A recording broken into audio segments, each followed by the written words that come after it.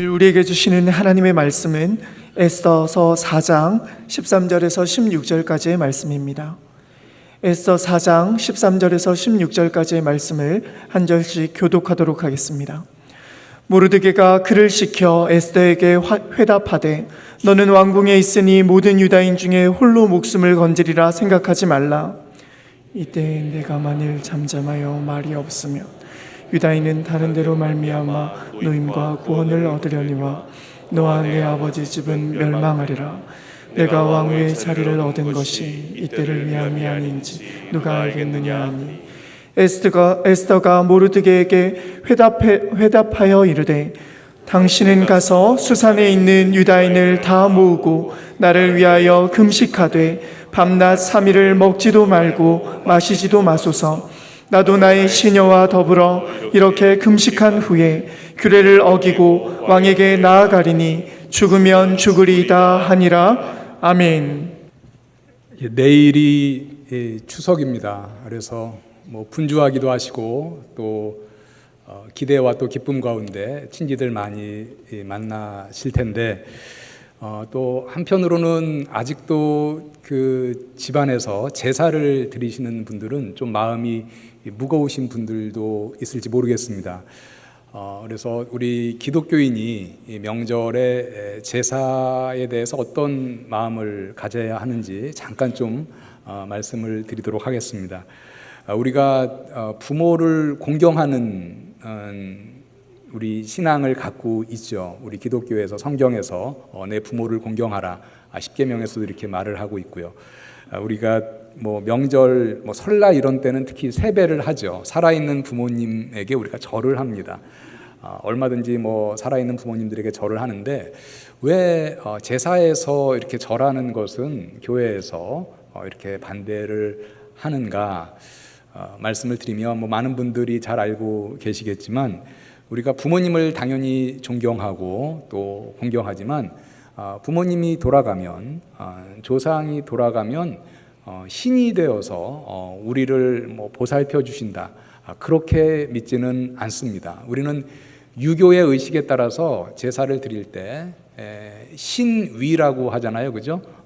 신의 자리, 조상신의 자리, 그 위패를 세워놓고 거기서 이제 절을 하는 것은 금하고 있는 것이죠. 왜냐하면 우리가 부모를 공경하지만 우리가 부모님, 돌아가신 부모님, 조상들을 신이 되어서 우리가 그 신에게 절을 하는 그러한 유교의 의식을 따라서 제사를 드리지는 않는다. 그것은 우리가 금한다라는 것이죠. 그래서 이 부분에 대해서 우리가 신앙인으로서 또 믿음의 절개를 잘 지켜야 하겠고요. 그리고 또 설명을 또 잘 지혜롭게 할 필요가 있을 것 같습니다. 같은 친지 가운데 또 이렇게 오해도 많이 받았죠. 특히 선교 초기에는 기독교는 부모도 못 알아보고 조상도 못 알아보고 이런 오해도 많이 받았지만 사실 내 부모를 공경하라 이 10계명의 이 5계명의 말씀이죠. 이 5계명의 위치를 잠깐 생각을 해보면 10계명이 1계명부터 4계명은 하나님과의 관계에 대한 계명입니다. 수직적인 관계. 그리고 5계명부터 10계명은 수평적인 관계, 이웃과의 관계를 어떻게 해야 할 것이냐에 대한 관계인데 그 수평적인 관계 중에서 첫 계명이 뭡니까? 내 부모를 공경하라입니다. 약속 있는 첫 계명이다. 성경에서 이렇게 말씀을 이제 하고 있는데 이 부모를 공경하는 것은 하나님께서 우리에게 계명을 주실 때 이웃과의 관계, 수평적인 관계의 첫 번째 계명으로 주신 것이죠. 그래서 우리 성경에서는 우리 성도들 부모를 공경하는 것을 매우 중요한 계명으로 말씀하고 있지만 유교의 의식을 따라서 어떤 돌아가신 부모님을 신의 위치에 놓고 이렇게 숭배하는 그 의식은 하지 않는다라는 것 친지들에게 잘 설명해 주시고 또 우리 이번 추석 때 기쁘고 즐거운 명절 보낼 때 여러분들도 믿음으로 승리할 수 있기를 바랍니다. 오늘 말씀 에스더서인데요. 우리 에스더는 성경에 나오는 여성의 이름 중에 꽤 이제 인기 있는 이름이죠. 그래서 우리 어느 성도님들은 딸아이의 이름을 지을 때 에스더 이렇게 이름을 짓는 그런 성도님들도 꽤 많이 봤습니다. 이 에스더서는 주전 5세기, 그러니까 한참 전이죠. 주전 400 몇 년 이때쯤의 역사를 그 배경으로 하고 있습니다. 공간적으로는 성경에는 바사, 우리 일반 역사에서는 페르시아라고 얘기하는 큰 나라죠. 이 페르시아는 워낙 그 당시에 강대국이어서 인도에서부터 지금의 아프리카까지 127개 지역을 다스리던 그런 정말 큰 대국이었습니다. 우리 성경에도 보면 인도에서부터 이디오피아까지 127개 지역이다, 이렇게 얘기를 하고 있습니다. 이 당시에 이스라엘도 역시 이 페르시아 바사의 속국이었죠. 그래서 성경에 보면 고레스 칙령이라는 게 나옵니다. 이 고레스라는 페르시아의 초대 왕이 이스라엘 백성들이 이제 바벨론에게 멸망당해서 포로로 끌려왔는데 그들을 귀환시키죠. 그래서 조금 이스라엘이 페르시아의 여전히 속국의 상태에 있었지만 페르시아는 바벨론보다 좀 온건한 정책을 폈습니다. 그래서 이스라엘 사람들, 너희들 고향으로 돌아가고 너희들의 성전에서 너희들의 하나님께 예배해라, 이것도 이제 허락을 했죠. 그것이 이제 고레스 칙령입니다. 페르시아의 초대 왕이 내린 칙령이죠. 오늘 우리가 읽은 이 본문은 페르시아 왕 중에 아하수에로 왕 시대에 있었던 일입니다. 이 아하수에로 왕은 주전 486년부터 주전 465년까지 약 20여 년간 통치한 그런 왕입니다. 이때 당시에 그 페르시아 제국의 수도는 수산이라는 곳이었습니다. 성경에 오늘 수산궁 이제 이렇게 나오는데요. 지금의 이제 이란의 남부 지역입니다. 오늘 우리가 이제 본문을 읽기까지의 에스더서의 줄거리를 조금만 말씀을 드리도록 하겠습니다. 이 아하수에로 왕이 어느 해에 큰 잔치를 벌였죠. 오늘 말씀해 보니까 180일 동안 이어진 잔치다. 그러니까 거의 1년의 반을 잔치하는 그런 큰 잔치였습니다. 페르시아의 많은 지역에서 온 지방 장관들, 신하들이 초대받았습니다. 이 잔치의 말미에 이 아하수에로 왕이 자신의 왕비를 좀 그 초대받은 사람들한테 보이기를 원했어요. 와스디라는 왕비가 있었는데 그 와스디 왕비 좀 나오시오 이렇게 하고 보여주길 원했는데 그 말에 와스디 왕비가 나오지 않았죠. 그 왕의 말을 이제 거절했습니다. 왜 안 나왔는지는 성경에서 말하고 있지 않기 때문에 우리가 알지 못하지만 와스디 왕비는 나오지 않았어요. 그런데 이제 그때 그 신하들이 이 왕에게 이렇게 얘기하죠. 왕이시여, 이거 그냥 넘어갈 일이 아닙니다. 왕의 말을 왕비가 거절했습니다. 이렇게 얘기를 하면서 에스더 1장 17절과 18절에 보니까 이렇게 기록을 하고 있습니다. 아하수에로 왕이 명령하여 왕후 와스디를 청하여도 오지 아니하였다 하는 왕후의 행위의 소문이 모든 여인들에게 전파되면 그들도 그들의 남편을 멸시할 것인즉 오늘이라도 바사와 메대의 귀부인들이 왕후의 행위를 듣고 왕의 모든 지방관들에게 그렇게 말하리니 멸시와 분노가 많이 일어나리이다.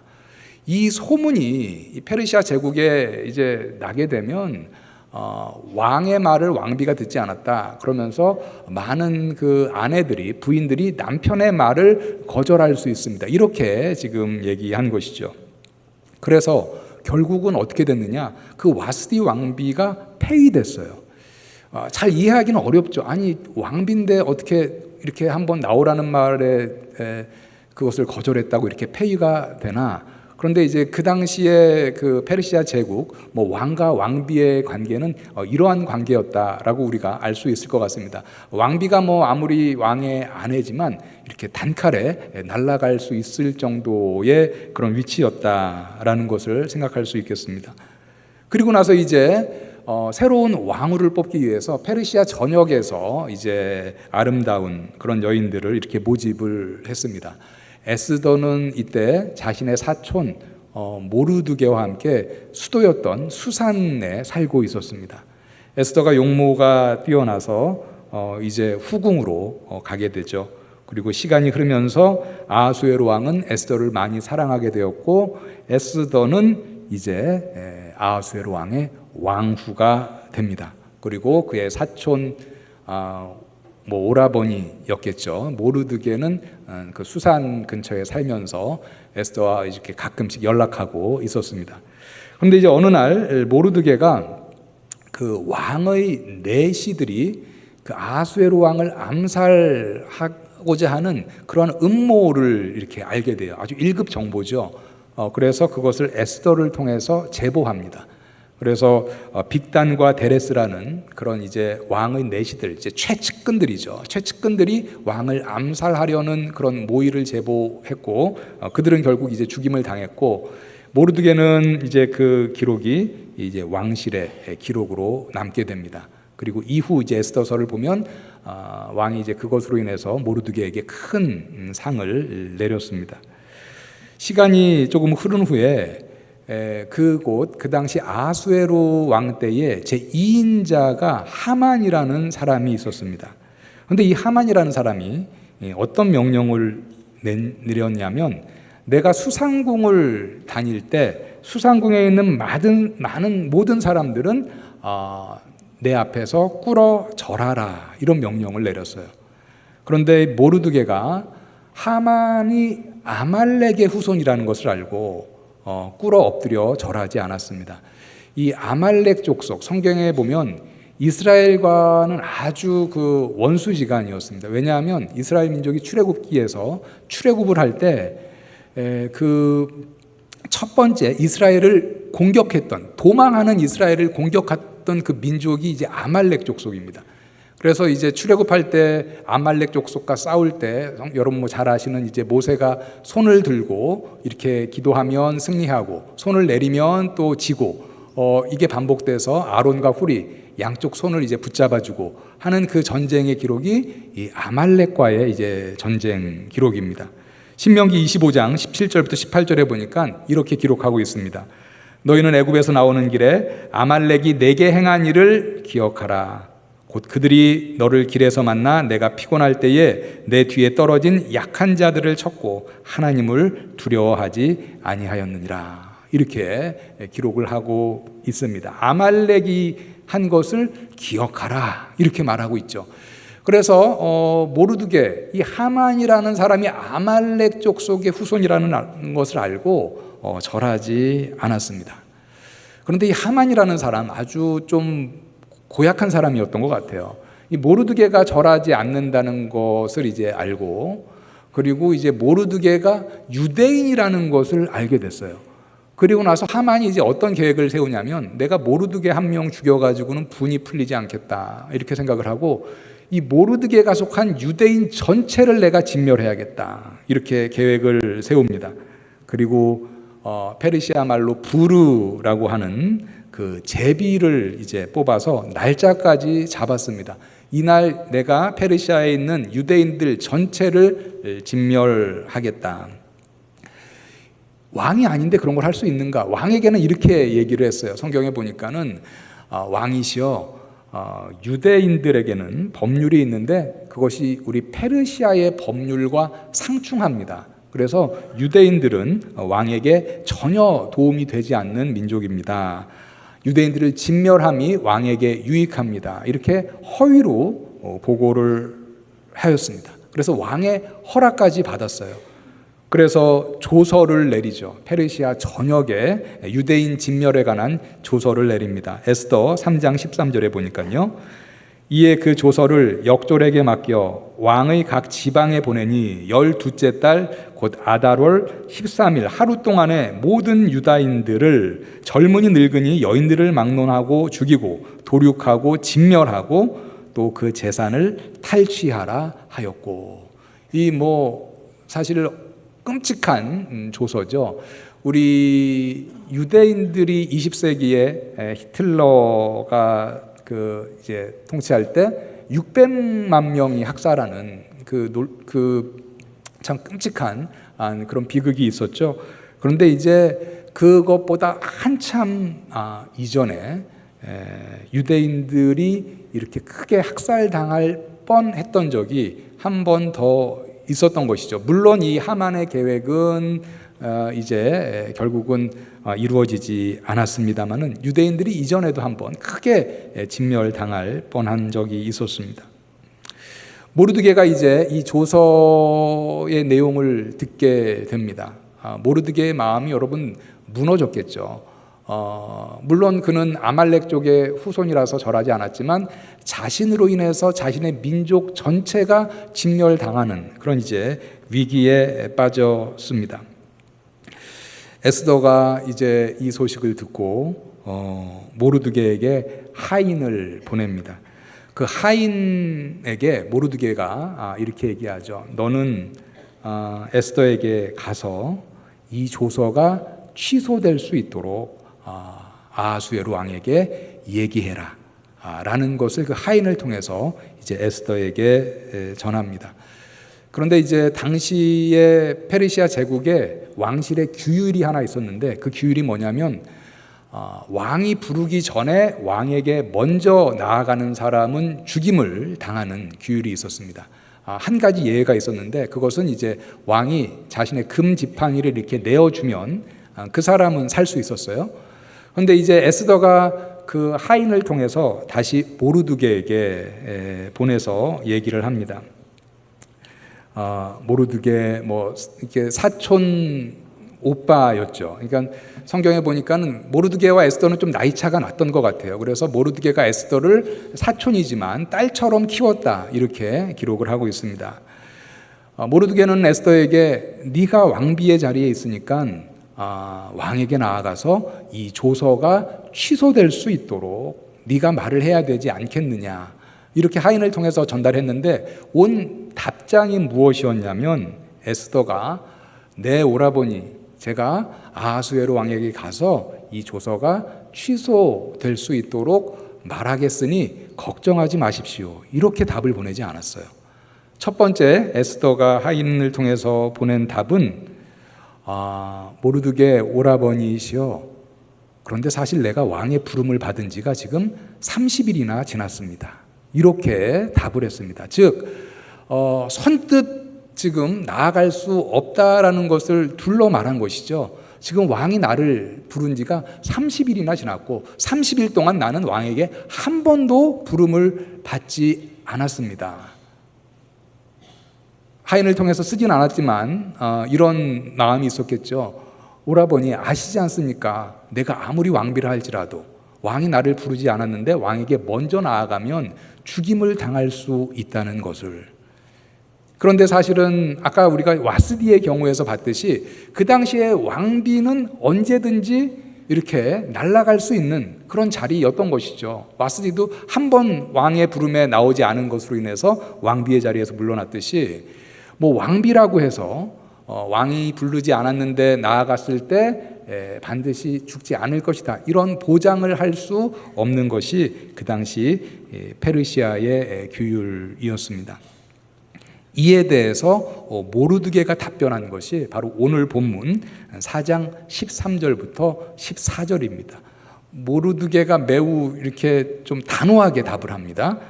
모르드게가 그를 시켜 에스더에게 화답하되 너는 왕궁에 있으니 모든 유다인 중에 홀로 목숨을 건지리라 생각하지 말라.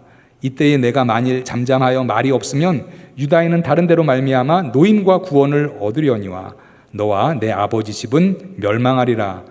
내가 왕후의 자리를 얻은 것이 이때를 위함이 아닌지 누가 알겠느냐 하니. 모르드게는 어떠한 믿음을 갖고 있었냐면 하나님은 하나님의 백성 유대인을 절대 멸절시키지 않을 것이다 라는 믿음을 갖고 있었습니다. 14절 앞부분에 보니까 이렇게 얘기하죠. 이때에 내가 만일 잠잠하여 말이 없으면 유다인은 다른 데로 말미암아 노임과 구원을 얻으려니와. 만약에 네가 잠잠하면 그래도 유대인들은 다른 데로 말미암아 다른 방법으로 하나님이 구원하실 것이다 이렇게 믿고 있었습니다. 에스더가 유대인을 구하는데 동참하느냐에 상관없이 하나님은 유대인을 구원할 것이다 이렇게 믿고 있었습니다. 유대인이 구원을 받는 그것은 하나님의 섭리다라고 이렇게 모르드게는 믿고 있었어요. 우리가 이제 교회에서 보통 섭리라는 말을 종종 할 때가 있는데 이 하나님의 섭리라는 말은요 하나님의 계획하심과 그 계획을 이루시는 하나님의 일하심을 같이 일컬어서 하는 말입니다. 하나님의 섭리란 무엇이냐? 하나님의 계획하심과 그 계획을 이루시는 하나님의 일하심이다라는 거죠. 지금 모르드게는 하나님의 섭리가 무엇이냐? 유대인을 구원하는, 유대인을 멸망시키지 않는 것, 그리고 그것을 위해서 하나님이 일하실 것이다. 그래서 유대인이 멸망당하지 않는 것, 하나님의 백성이 멸망당하지 않는 것, 하나님의 섭리다라는 것을 지금 믿고 있었던 것이죠. 모르드게가 에스더에게 한 말을 조금 풀어서 얘기하면 이렇게 얘기할 수 있을 것 같습니다. 에스더여, 내가 이 일에 동참하든 동참하지 않든 어차피 하나님은 유다인을 구할 것이다. 이 하나님의 섭리에 내가 동역해야 하지 않겠느냐. 에스더, 내가 왕후가 된 것은 사실 하나님이 이때를 위해 준비시킨 것이 아니겠느냐.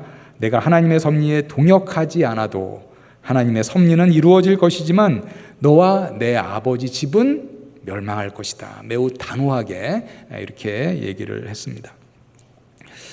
여러분, 하나님의 섭리를 믿죠. 우리는 하나님이 이 천지를 창조하시고 하나님의 계획이 있으시고 하나님의 계획에 따라서 하나님이 일하고 계심, 역사하고 계심을 믿습니다. 그래서 우리는 하나님의 섭리를 믿는 사람들입니다.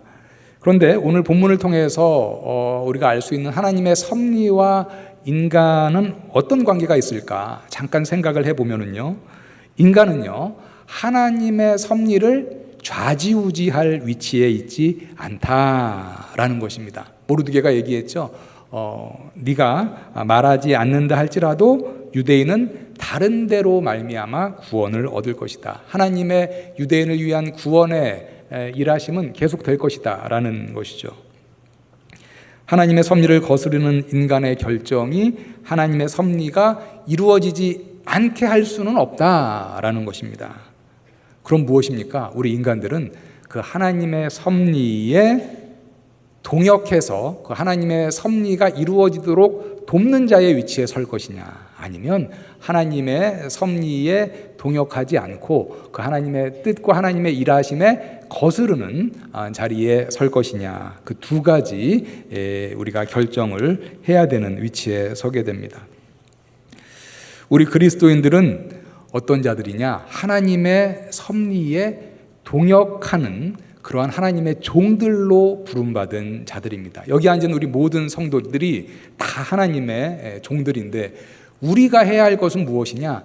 하나님의 섭리가 무엇인지 잘 분별하고 그 섭리에 동역하는 것이 우리의 몫이다라는 것입니다. 참 그리스도인과 거짓 그리스도인을 판가르는 중요한 질문이 하나가 있습니다. 이렇게 우리가 물을 수 있을 것 같아요. 하나님의 뜻에 나의 삶을 맞추어서 그 뜻을 이루는데 내가 동역할 것이냐, 아니면 나의 뜻을 세워놓고 어떻게 해서든지 하나님의 힘을 빌어서 나의 뜻을 이룰 것이냐. 여러분 어떠십니까?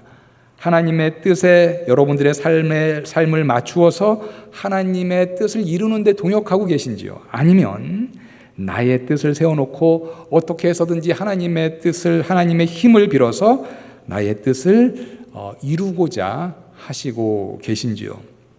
우리가 하나님의 종으로서 그리스도인들이 해야 할 것은 하나님의 뜻이 무엇인가, 하나님의 섭리가 무엇인가 잘 분별하고 내가 그 섭리에 동역해야 한다, 동역하는 자로 살아가야 한다라는 것이죠. 그런데 하나님의 뜻에 나의 삶을 맞추어 가는 것이 어느 때는 평탄할 때도 있지만 어느 때는 위험을 동반할 때도 있습니다.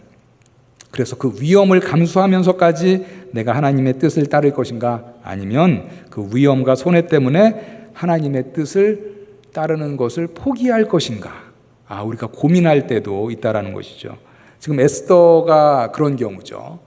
하나님의 섭리는 유대인을 구원하는 것이 하나님의 섭리인데 그 섭리에 동역을 하는 가운데 있어서 에스더가 왕께 나아갈 때 에스더는 자신의 목숨을 지금 담보로 내놓아야 하는 그런 상황입니다. 왕이 금단장을 내어줄 수 있지만 그렇지 않으면 에스더는 죽임을 당할 수도 있기 때문입니다.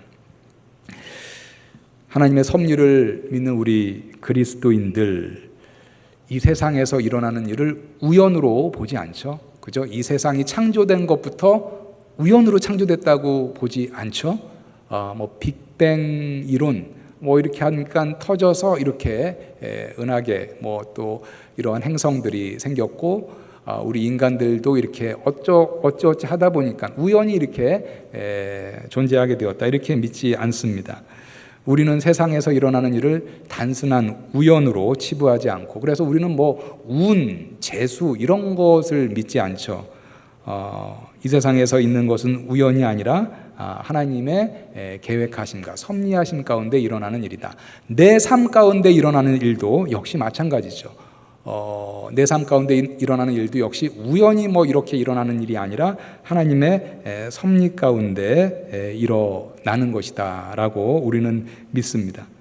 그래서 우리 성도들이 묵상해야 할 것은요, 물론 우리 하나님의 말씀을 묵상하죠. 묵상이라고 얘기한다면 우리가 하나님의 말씀을 읽고 그 말씀을 곰곰이 씹어보면서 하나님이 이 말씀을 통해서 내게 하시고자 하는 말씀이 무엇인가, 하나님의 뜻은 무엇인가 우리가 묵상합니다. 말씀을 묵상하는 것, 그것과 아울러서 우리가 묵상해야 할 것 또 하나는 무엇이냐? 우리의 삶을 묵상해야 합니다. 우리의 삶의 자리를 묵상해야 합니다. 하나님이 왜 지금 나를 이 자리에 있게 하셨는가? 그것은 우연이 아니기 때문이에요. 하나님의 섭리 가운데 여러분 각자를 지금 이 자리에 놓으셨기 때문입니다. 사도 바울이 로마로 압송되어 갔죠. 그리고 로마에 2년 동안 이렇게 감금이 되었죠. 가택연금과 같이 어느 정도 자유는 보장됐지만 이렇게 감금이 되었던 적이 있습니다. 아니, 사도 바울처럼 바쁜 사람을 왜 2년 동안 저렇게 하나님이 감금시켜 놓았을까? 그런데 그 집에서 여러 사람을 초대해서 또 복음을 전할 수는 있는 그런 감금의 상태였습니다. 그래서 성경에 보니까는 사실 로마에 2년 동안 있으면서 많은 유대인들 또 많은 고위 관리들에게 바울이 복음을 전했다라고 사도행전에서 기록하고 있죠. 2년 동안 거기에 있었던 것, 그 안에도 하나님의 섭리, 뜻이 있었던 것이다 라는 걸 우리가 알 수 있습니다. 하나님은 왜 내게 지금 이 일을 하게 하셨고 이 자리에 나를 앉히셨을까? 하나님이 내게 꽃동산 교회의 지체가 되게 하셨는데 이 자리에서 하나님이 내게 원하시는 동역은 무엇일까? 하나님은 그 많은 민족 중에 왜 나를 한국 사람으로 태어나게 하셨을까? 하나님은 왜 나를 이 가정에 보내셨을까?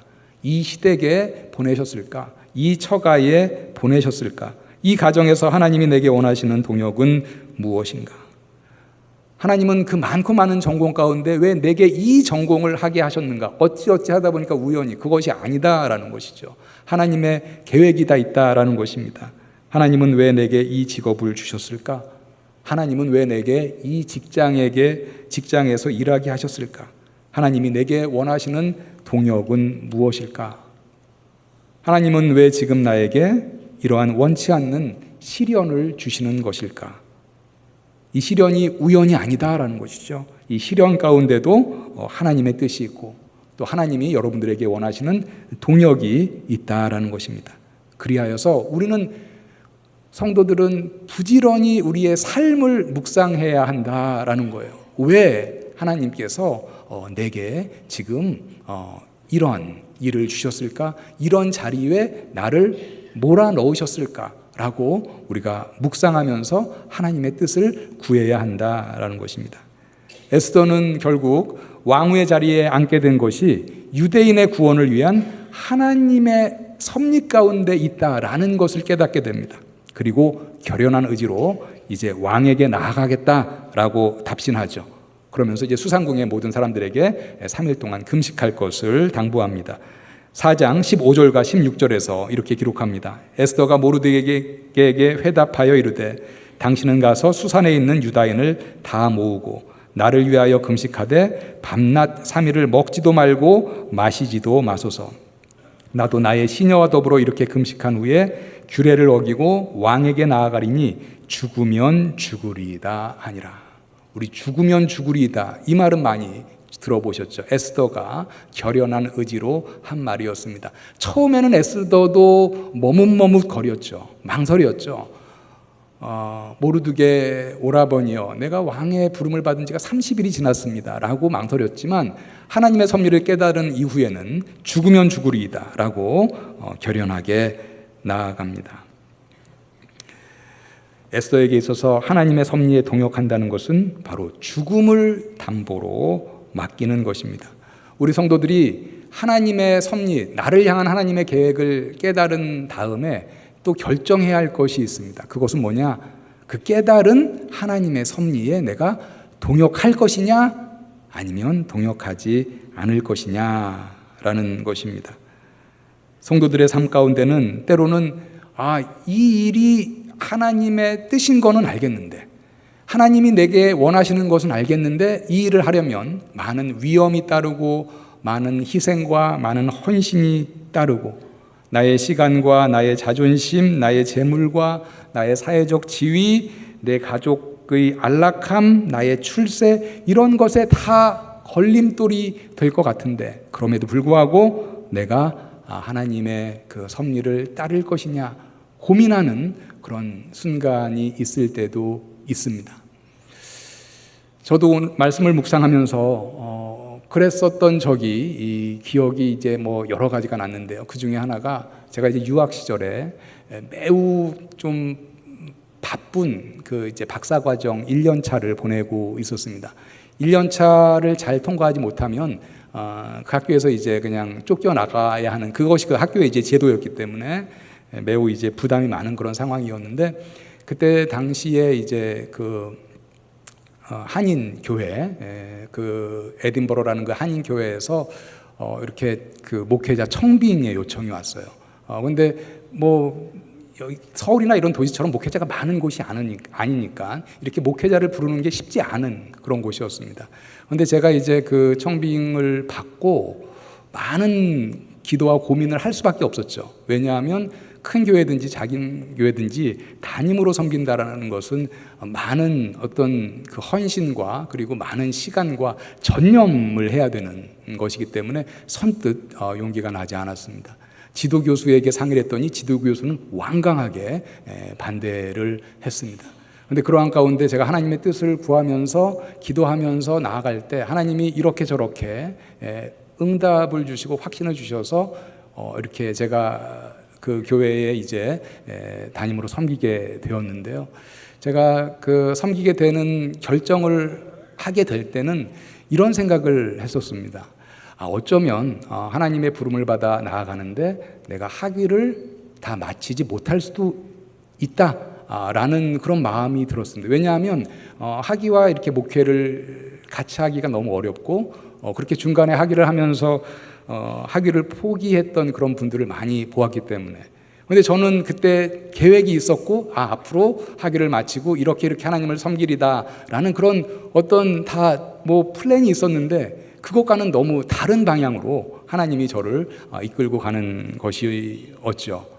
그래서 많은 고민과 기도 가운데 그럼에도 불구하고 하나님이 이제 응답을 주셔서 그 동역에 같이 동참했던 그런 기억이 있습니다. 물론 그 동역 가운데 하나님께서 많은 은혜를 주셔서 학업과 사역을 무사히 잘 마칠 수 있었지만 우리가 그러한 상황이 딱 닥치면 이 길이 하나님의 뜻인 것을 알매도 불구하고 우리가 망설일 수밖에 없는 그런 상황이 이제 있다라는 것이죠. 에스더는 그 길을 깨닫고 난 이후에는 죽으면 죽으리이다라는 각오로 결연하게 나아갔습니다.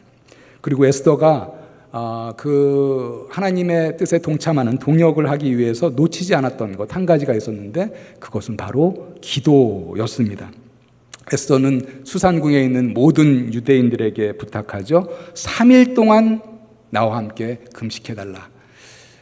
여기서 3일 동안 금식해달라는 것은 그냥 밥만 먹지 말라, 금식하라라는 것이 아니라 금식하면서 기도해달라라는 것을 얘기했겠죠.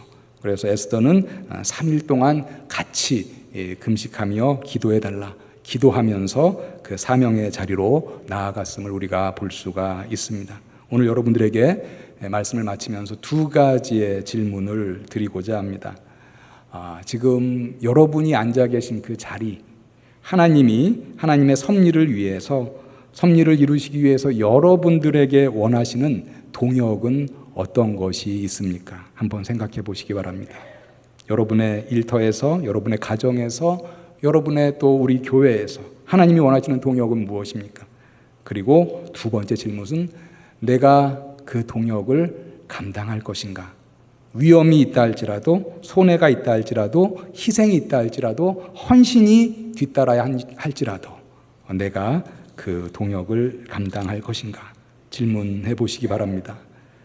하나님은 그의 섭리를 펼쳐나가실 때 에스더에게 계획을 갖고 계셨듯이 우리 각자에게 하나님께서 동역의 계획을 갖고 계십니다. 여러분들이 지금 처한 그 상황, 위치는 우연이 아니라 하나님의 섭리 가운데 지금 여러분이 그 자리에 앉아 계신다라는 것입니다. 우리 꽃동산 교회도 마찬가지입니다. 우리가 공동체로서 이 시대에 우리 꽃동산 교회가 하나님께 받은 그런 동역이 있다라는 것이죠. 그것이 과연 무엇인가? 특별히 우리 꽃동산 교회는 우리 어린 영혼들을, 다음 세대를 섬기는 귀한 동역의 사명을 받은 그러한 교회입니다. 사랑하는 우리 꽃동산의 성도님들, 오늘 말씀 가운데 드린 두 가지 질문, 하나님이 나에게 원하시는 동역은 무엇인가?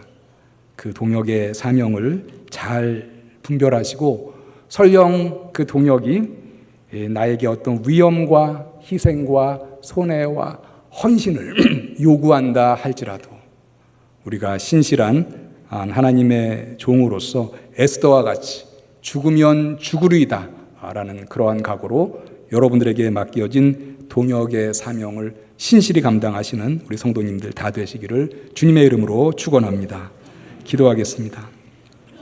하나님 아버지, 에스더를 하나님의 섭리를 위한 동역자로 부르셨듯이 우리 각자를 향한 하나님의 동역의 계획이 있음을 믿고 감사를 드립니다. 우리 성도들 각자의 자리에서 하나님의 동역의 계획을 밝히 분별하게 하여 주시옵소서. 그리고 힘껏 동역하는 주의 종들로 살게 하여 주시옵소서. 때로는 그 동역을 함에 있어서 위험하고 희생이 요구된다 할지라도 하나님의 섭리에 동역하는 그 놀라운 영광을 보게 하시고 에스더와 같이 죽으면 죽으리이다 라는 각오로 신실하게 나아가게 하여 주시옵소서. 예수님의 이름으로 기도합니다. 아멘.